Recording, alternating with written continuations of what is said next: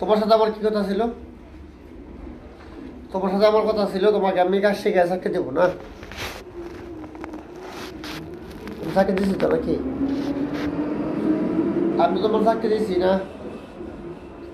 তাহলে তুমি আমার টাকা দিচ্ছ না কেন? আমি তোমাকে চাকরি দিলাম, তুমি আমার টাকা দেবে, তাই তো নিয়ম নাকি? আমি আমার এখান থেকে কাজ শিখে তোমার আমি চাকরি দিচ্ছি। তুমি 7 দিনের কাজ শিখছো,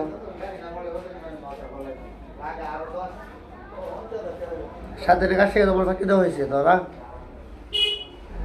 তো বললি না? বল না, তা যদি না হয় তাহলে তুমি আমার টাকা দিচ্ছ না কেন? আমি আমার এখান থেকে তোমার কাজ শিখাইছি, আমি তোমাকে চাকরি দিছি, দেন তুমি বেতন পাইছো, এই বেতনে সংসার চলতেছে। এটা যদি হয় তাহলে আমার টাকা কেন দিচ্ছ না? তোমাকে ফোন করে কেন আমার অফিসে নিয়ে এসে এই কথাগুলো বলতে হবে? তুমি কেন ইচ্ছা করে এসে বললা না এই সমস্যা আমি এই মাসে দিতে পারবো না, আমি আগামী মাসে দিব, ব্যাস হয়ে গেল। তোমার কারণে আর এরকম 5 জনের সমস্যা হচ্ছে, আর 5 জন সুযোগ পাচ্ছে না, 5 জন এই সুযোগ থেকে বঞ্চিত হচ্ছে। কেন? এজন্য দায়ী কে? তুমি না? তুমি দায়ী এই জন্য।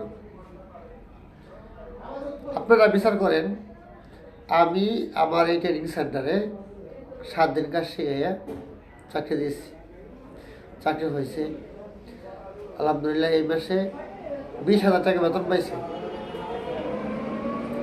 অথচ আমি 1,000 টাকা পাই, 1,000 টাকা আমার অফিসে ডাইকাই না চার্জ করে পরে নিতে হচ্ছে। কেন বলেন তো? এটা কি আমার অন্যায় ছিল, অপরাধ ছিল? আমি তো এরকম সুযোগ হাজারো মানুষকে আমি দিচ্ছি। আমার এখানে কাজ শিখো, বেকার না থেকে অর্ধেক টাকা এখন দাও, অর্ধেক টাকা চাকরি নিয়ে পরে দিবা, আমি চাকরি দিব, আমি দিচ্ছি, আমি দিতেছি, প্রতিনিয়ত হইতেছে।